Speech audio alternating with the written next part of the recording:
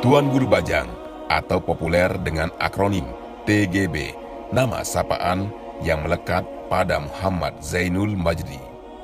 Sebutan yang lahir dari masyarakat terhadap sosoknya, seorang ahli agama atau tuan guru dalam sebutan masyarakat Lombok dengan usia muda atau bajang.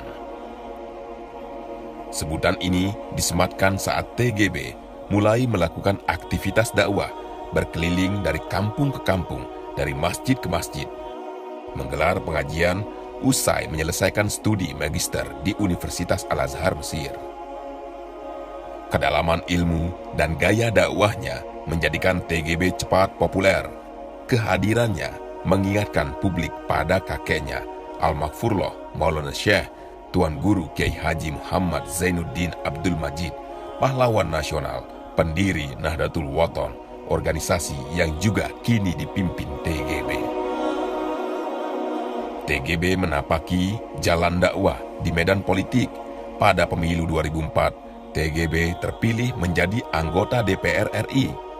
2008, TGB mengikuti kontestasi Pilkada Gubernur, pemilihan kepala daerah pertama yang dipilih secara langsung, mengalahkan gubernur incumbent dan dua pasangan lainnya yang merupakan para politisi senior.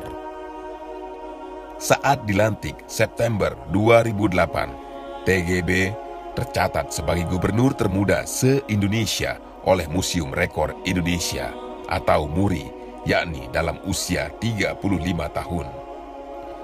Usia muda justru TGB menunjukkan kinerja cemerlang, bahkan 2 periode gubernur. TGB juga menghadirkan sederet sejarah. NTB yang semula dikenal sebagai kantong kemiskinan, kini berubah wajah. Angka kemiskinan saat mengakhiri jabatan turun menjadi 14%. Pariwisata jadi primadona. Kunjungan pariwisata tembus 2 juta pengunjung per tahun atau meningkat 4 kali lipat. Pariwisata NTB yang tengah tidur pulas bangkit menjadi poros perekonomian. Konektivitas kian meningkat dengan infrastruktur jalan mulus dari ujung barat hingga timur. Bandara baru juga hadir sebagai wajah baru di NTB. Capaian di bidang pendidikan dan kesehatan juga kian menggembirakan. Angka kematian ibu dan bayi ditekan. Angka putus sekolah bisa ditekan melalui program beasiswa bagi siswa miskin. Atas berbagai capaian ini, secara agregat, NTB selama TGB menjadi gubernur tercatat sebagai pelaksana terbaik Millennium Development Goals atau MDGs di seluruh Indonesia. Menjadi gubernur dengan kinerja excellent tidak merubah wajah dan identitas TGB. Keilmuannya justru memberikan warna dan pondasi yang kokoh. Sisi kepemimpinan dan kebijakan TGB, ulama dan ahli tafsir Al-Quran tetap menonjol. Salah satu inovasi yang paling moncer menjadi percontohan nasional adalah hadirnya pariwisata halal atau pariwisata ramah keluarga. 2015, Pulau Lombok membukukan diri sebagai World Best Halal Tourism dan World Best Honeymoon Destination.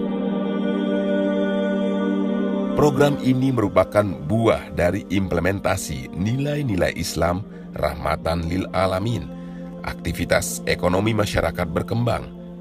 Di satu sisi, bisa meminimalkan dampak negatif. Kebijakan ini tidak hanya bagi umat Islam, tetapi juga implementatif bagi seluruh pelaku wisata.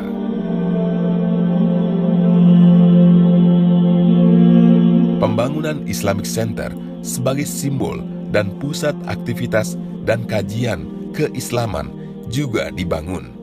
Fasilitas dan aktivitas yang dibangun megah di tengah pusat kota menjadi salah satu legasi dari visi TGB. Berbagai daurah dan holakoh dengan mendatangkan para ahli ilmu agama rutin digelar. Tokoh-tokoh Islam juga dihadirkan dan sederet ulama dan guru besar lainnya memperkaya khasanah keislaman di NTB yang berjuluk Bumi Seribu Masjid. Selaku alumni Al-Azhar, TGB juga kerap menghadirkan para guru besar dari alma maternya. Konferensi internasional dan Multaqo Nasional 4 alumni Al-Azhar digelar di Ballroom Islamic Center NTB. Acara ini dibuka oleh Presiden Republik Indonesia, Bapak Joko Widodo.